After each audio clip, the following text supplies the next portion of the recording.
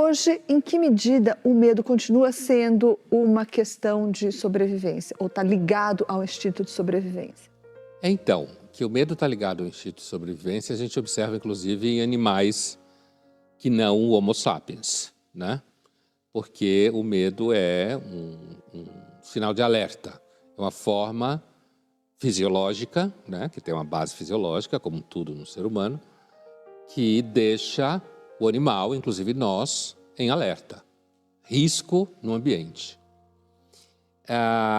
No caso do ser humano, como fala um psicólogo, eu gosto muito, psicólogo não, antropólogo, que ele fala tanto de psicologia que parece que é psicólogo, mas não era. Ele era antropólogo, Ernest Becker, no livro Negação da Morte. Existe o Homo sapiens, é o único animal que, além de ter que lidar com o meio ambiente externo, ele tem um meio ambiente interno.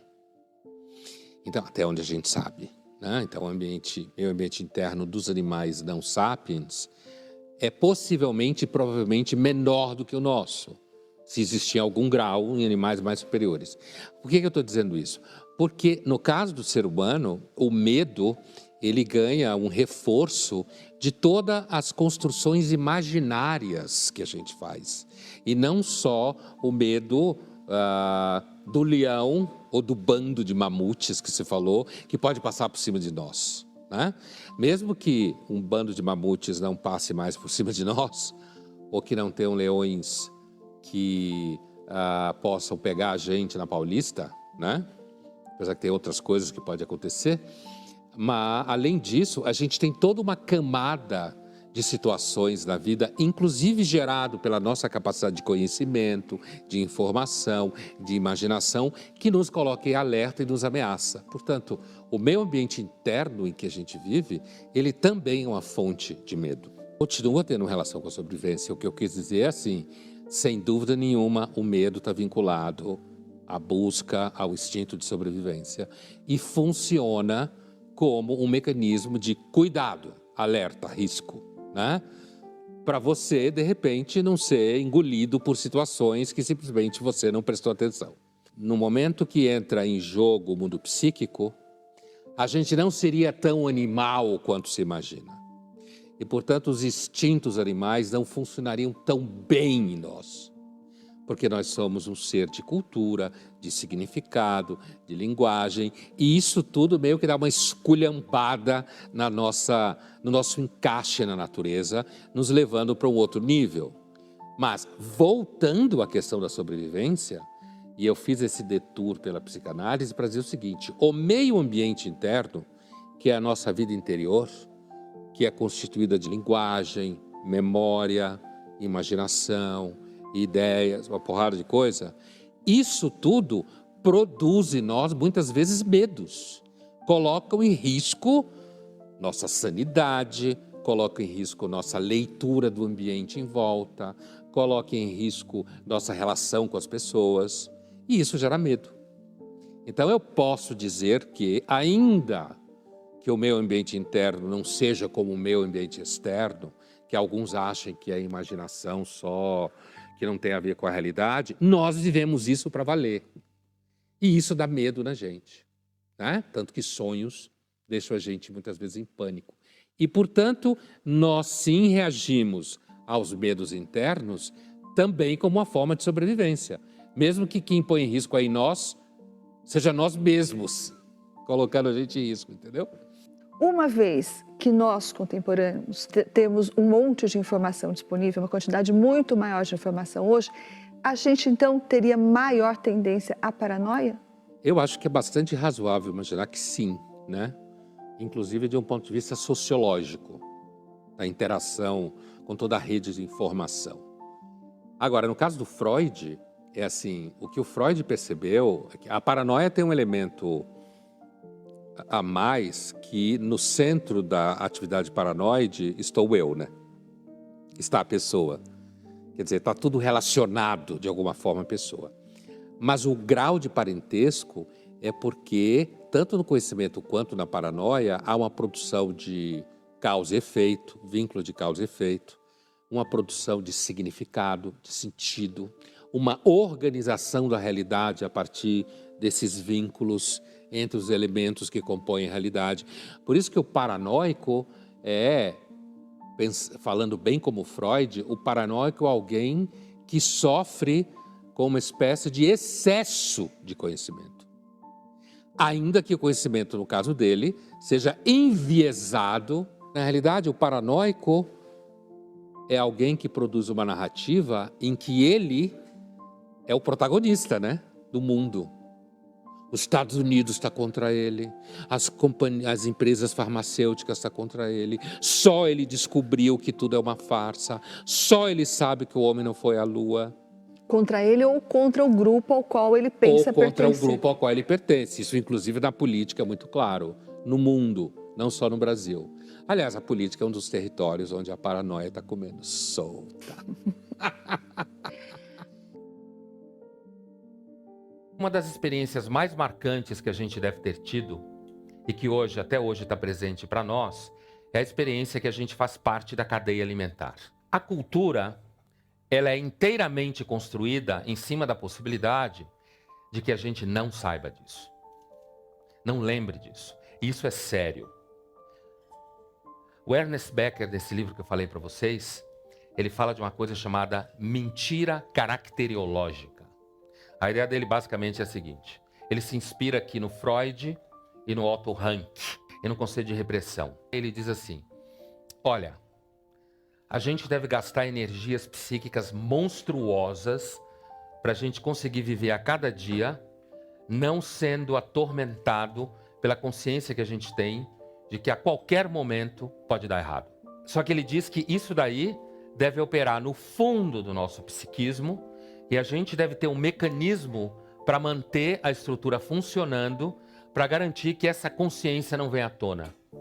Porque se essa consciência vier à tona, a demanda de sobrevivência que você tem, provavelmente você não vai conseguir fazer frente a essa demanda de sobrevivência.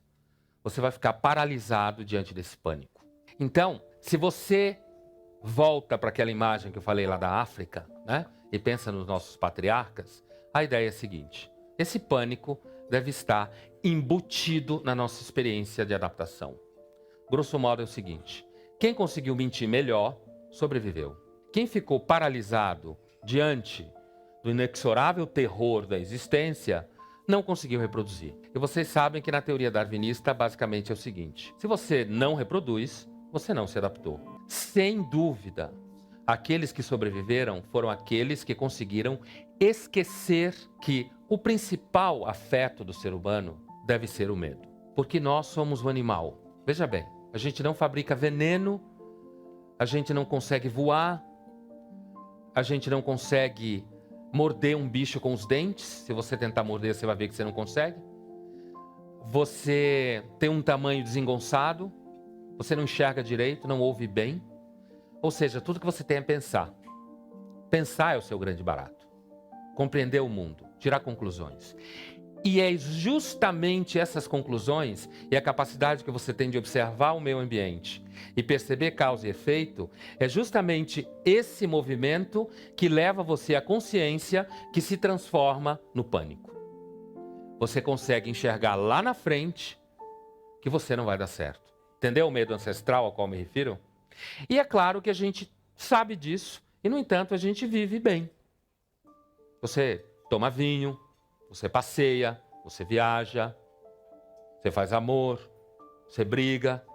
Você não para de repente e diz assim: ih, eu sou mortal, logo hoje eu não vou dar risada. Normalmente você não faz isso. Quando você começa a fazer isso, é porque de alguma forma, e aí vem toda essa experiência da melancolia e da depressão, é porque de alguma forma a estrutura desse pânico embutido na sua experiência adaptativa vem à tona e te afoga. Então é mais ou menos como se eu estivesse dizendo o seguinte: esse animal amedrontado, assustado que está dentro de nós, é como se o ser humano tivesse uma experiência única entre todas as espécies que nenhuma outra tem. A gente carrega um predador dentro de nós mesmos. Qual é esse predador? É o animal que tem mais consciência do que devia. Só que é um animal que justamente porque tem mais consciência que devia, é que ele conseguiu se adaptar. Porque esse é o grande instrumento de sobrevivência dele. Só que esse grande instrumento de sobrevivência dele é, ao mesmo tempo, o instrumento que corrói ele. E aí, nesse sentido, se a gente pensa na época hoje, especificamente, quando a gente pensa numa cultura que é inteiramente dominada pela negação da morte, como fala o Becker no livro, uma cultura que apostou na ideia de que nós vamos viver para sempre, ou vamos esquecer disso, ou vamos ser cada vez mais felizes, o retorno do recalcado é cada vez mais violento. Quanto mais obcecado você é pelo sucesso, quanto mais deprimido você fica. Quanto mais você tenta negar aquela experiência do fracasso fisiológico, como a gente pode dizer, mais você precisa de energias, mais você se desgasta psiquicamente para negar isso. O resultado é o seguinte: o ser humano tem que fugir de si mesmo, assim como um lobo uiva para a lua. Você foge de si mesmo, mesmo que você não pense que está fugindo de você mesmo. É um automatismo da fuga o tempo inteiro. Você tem que escapar disso. O problema é que a vida e o mundo parece que foi... Freud fala isso no Mal-Estar na Civilização, né? Parece que a criação não leva em conta a felicidade humana. Parece que o mundo foi montado de determinada forma para lembrar para você o tempo inteiro que seu esquema de fuga não vai dar certo. Qual seria uma consciência possível, verdadeira, diante de uma coisa como essa? Aí o Becker ele vai dialogar com um filósofo conhecido chamado Ortega y Gasset, né? Ele vai dizer o seguinte: a verdadeira condição do ser humano é a condição de um náufrago. O que é um náufrago? Você só cresce e só vira gente no sentido mais profundo quando você toma consciência de que você já perdeu. Você está perdido. Enquanto você não tem essa consciência, você não está de fato no mundo. Essa é a ideia. E o náufrago significa isso. Ele não está morto, é claro, mas ele percebe que ele está jogado no mundo, ele não sabe direito que mundo é esse, é a ilha na qual ele está, né? Ele não sabe, ele sabe que um desastre jogou ele lá, ele não tem muito como sair dessa situação. O que é esse naufrágio? Tem um psiquiatra e filósofo do século XX chamado Karl Jaspers, né? Que é muito próximo da filosofia existencial, psiquiatra, né? Que ele costumava dizer o seguinte: quando é que você pode começar a falar de cura? Como é que você enfrenta esse tipo de coisa? E o Jaspers fala, no processo terapêutico, você só começa a sair do buraco, e aí é uma expressão do próprio Jaspers, quando você percebe que a existência é um naufrágio. Enquanto você não percebe isso, você não tomou consciência ainda do que você é. E o que é esse naufrágio? O naufrágio é uma profunda experiência de gozo de estar vivo, porque existe gozo em estar vivo, na maioria das pessoas que dão sorte, mas esse gozo, ele vai sendo o tempo inteiro medido, erodido, destruído, né? Ele vai sendo enfrentado o tempo inteiro por experiências de frustração, né? Experiências do mundo ao seu redor, que quanto mais você tenta dizer que elas não existem, mais você precisa ser um denegador disso daí. Bem aquela ideia de denial que falam os americanos, né? Mas você tem que ter uma experiência de denegação disso. Ou seja, nós nunca vamos deixar de ter medo. Aquecimento global e filosofia e psicanálise, não sei o quê, deixa a gente com aquela impressão, sabe? De que se eu conseguisse pisar na grama ou na areia, esvaziar minha cabeça, me relacionar com os animais, com as pessoas que eu amo, com um coco, sabe? Tudo ia ficar no seu lugar. Aquela inveja que a gente tem dos bois, sabe? Aquela inveja que a gente tem de um labrador, eu tenho um, minha filha tem, não eu. Quer dizer, então assim, essa inveja de você perceber que o cara está bem no mundo e que você nunca está. Você nunca vai estar, não adianta, aí que está.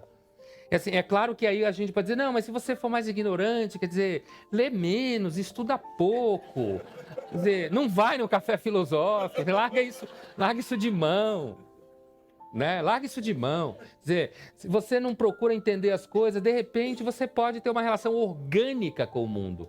Às vezes essa estrutura também aparece um pouco naquela coisa, não, se você tiver uma relação de empatia com o cosmos, ele te abraça. Né? O cosmos, a natureza te abraça e te come por dentro. É porque é a natureza que te come, exatamente. A morte é natural. É difícil porque essa ignorância necessária para você não ter medo do que acontece, é quase como se você tivesse de sedar a consciência. Então, no final das contas, é o seguinte: é difícil ter consciência. É difícil pensar, é difícil perceber. Isso desencaixa você do mundo. Você olha para os bois e diz: eu nunca vou conhecer esse estágio de plenitude. Jamais. Eu não consigo, eu sou um desgraçado. Eu olho para um lado, olho para o outro. Eu olho para um lado e eu digo: e Deus? Será que Ele me ama? Do outro eu olho e vejo pedras. E digo: afinal de contas, em que lugar que eu estou? Então, eu penso o seguinte: talvez isso não deixe as coisas mais fáceis. Mas me parece que essa é uma experiência profundamente humana. E a gente não tem outra solução a não ser o que a gente é. Uma pessoa normal tem medo.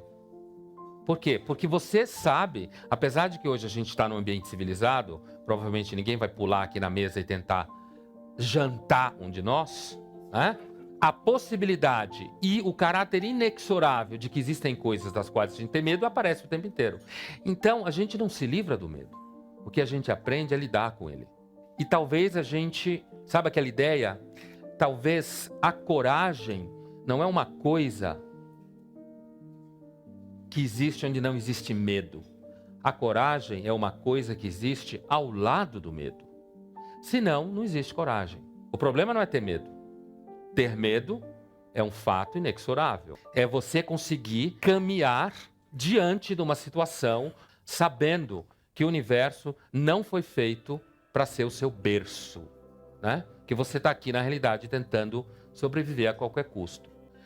Porque, no fundo, as pessoas sonham em ser heróis. E tem uma coisa que é batata. É assim: por mais mentiroso que a gente seja, todo mundo sabe reconhecer alguém que está tendo coragem. Você pode nem dizer para a pessoa para não deixar ela com um ego desse tamanho. Ou para não deixar você com um ego desse tamanho, que é normalmente o que é mais importante. Você pode nem reconhecer, né?